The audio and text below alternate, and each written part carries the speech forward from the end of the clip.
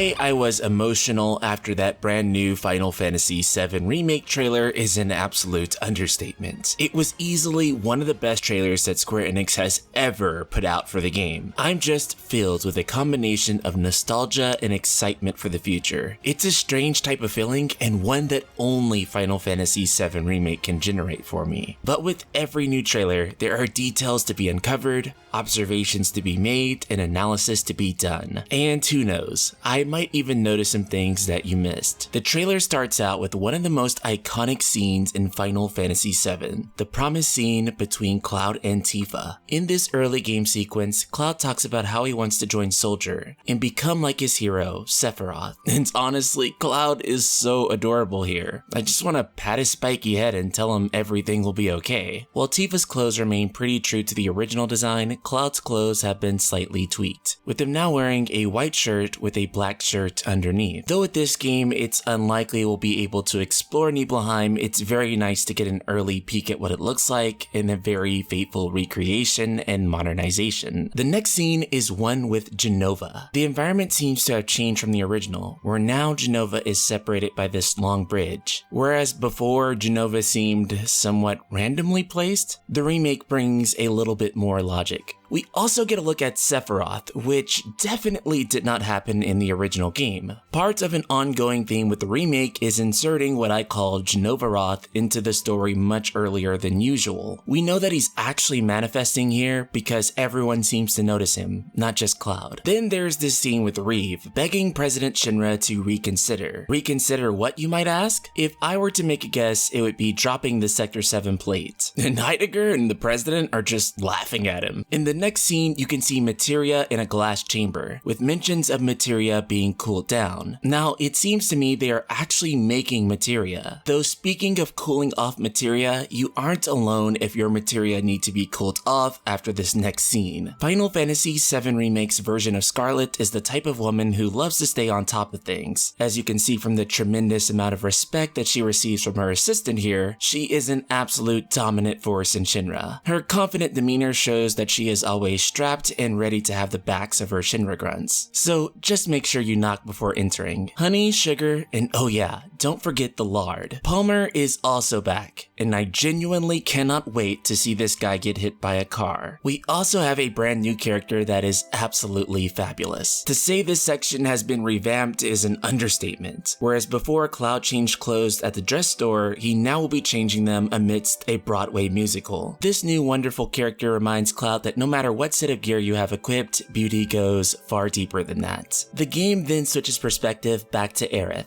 and judging from the camera angle and the command menu prompt, it implies that Aerith will be playable in these sections. While we don't know if you can free roam as the other characters outside of combat, judging by how we've also seen segments where players can control Tifa outside of combat, I think it's safe to say that there will be scenarios where you can play as other characters at the very least. You can also see Cloud leaving the Honeybee Inn. The trailer's perspective then shifts back to Cloud, and you can get a pretty good look at Wallmarket, and it looks absolutely gorgeous. It looks more beautiful than I could have ever imagined it. This all leads up to Cloud walking into Don Corneo's mansion, and boy. The trailer then skips to the scene where Don Corneo is deciding which of the girls will be moving forward on Midgar's next top model. You'll see Tifa in her beautiful purple dress, equipped with two of the best materia in the game. Cloud decides to get sassy with him, which regrettably charges the Don's limit break.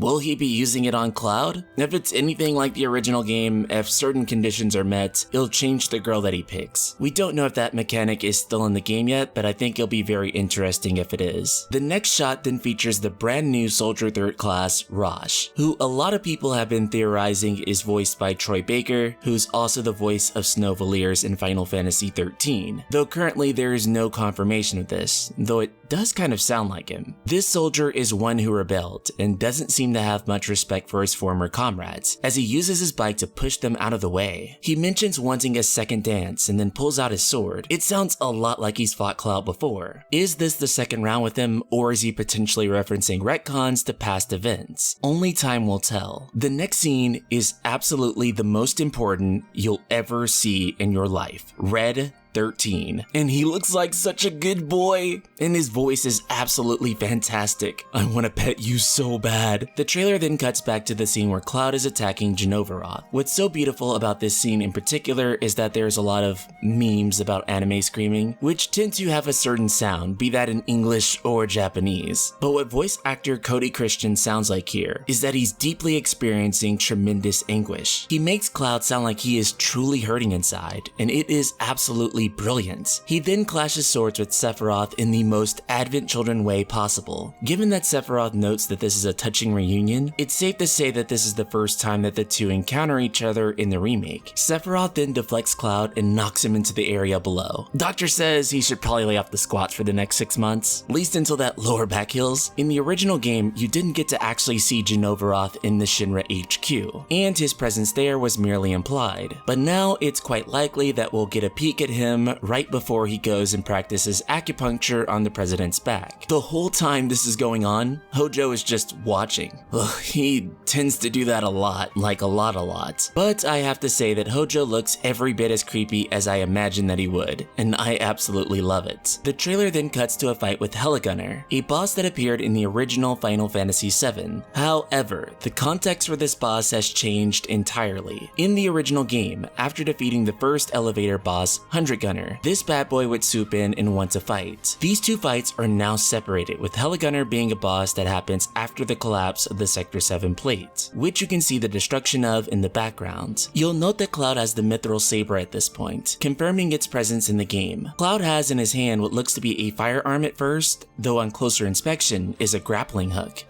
You see, you let Cloud start hanging out with Link in Smash Bros, and now they're giving off the same vibes. Barret also has a new weapon here that doesn't seem to match any of the ones in the original game, so this is either a heavy redesign of an old gun arm or a brand new one. Barret also says that Avalanche is not Wutai or anyone's puppet, really showing that they're hammering down on that whole Avalanches with Wutai thing, which is going to make Yuffie's introduction in part 2 really interesting. We also got confirmation of Leviathan being in the game, and the summon looks absolutely stunning. Leviathan summon materia is usually found in Wutai Village, and with Barret mentioning Wutai just moments before, this actually serves as a nice little Easter egg for those who played the original. We then cut back to Shinra HQ with Cloud climbing the stairs. What's most notable is that all 3 party members are on different floors. Interestingly enough, they can also get far ahead of you. Tifa is 3 floors ahead of Cloud. We also get an iconic scene of Cloud using an air vent in the bathroom to listen in on the Shinra meeting. Honestly,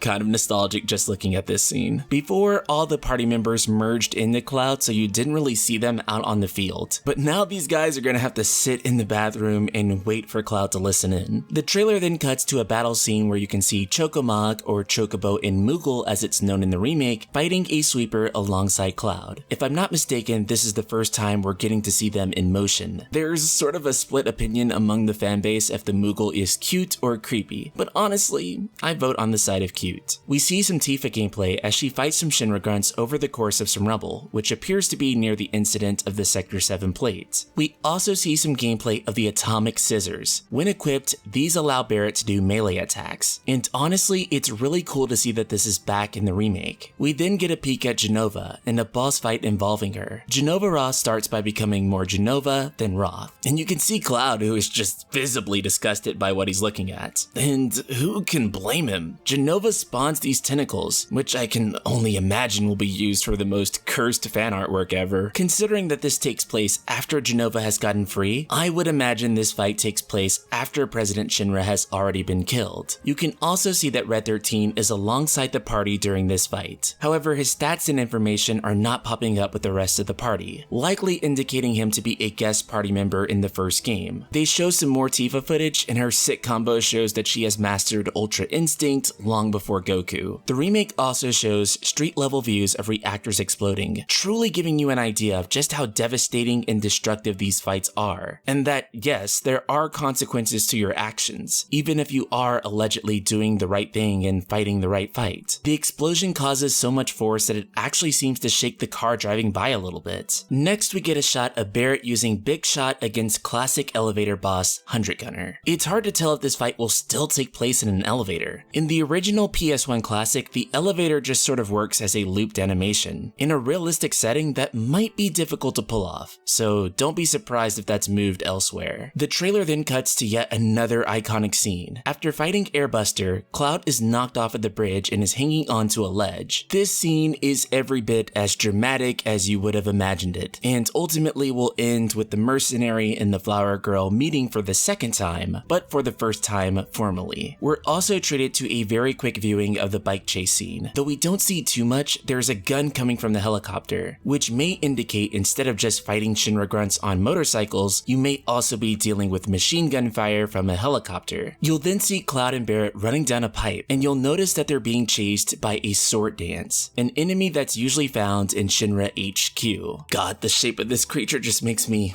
ugh. You'll also see Aerith casting fire on him, as well as Red 13 dropping from the sky, presumably coming to lend a hand. By the time I finish this video, you'll never want to hear me say iconic again, but yet again another iconic scene, where Barret, Cloud, and Tifa swing on a rope out of the collapsing Sector 7 plates, and unlike in the original, you can actively see that Sector 7 is burning. These people are not only being crushed to death, but actively burned as well, all while the president watches. It's pretty gruesome. Finally, we end with Aerith foreshadowing that there's a much bigger threat, with shadowy figures circling around Shinra HQ. They look similar to the Watchmen of Fate, and most likely are them. This clearly happens after retrieving Aerith from Shinra HQ, but before the party rides off far enough to the edge of Midgar itself, as you can see that they're still pretty close to the HQ building. So Ultima Weapons, did I miss any details? And did this trailer make you even more excited for the game? Subscribe, click the bell icon, and let me know in the comments below. And if you want to nerd out with other Final Fantasy fans, be sure to check out our Facebook group, Ultima, Square Enix plus JRPGs, where we'll be talking about Final Fantasy VII Remake and its subsequent games for years to come. Link in the description below.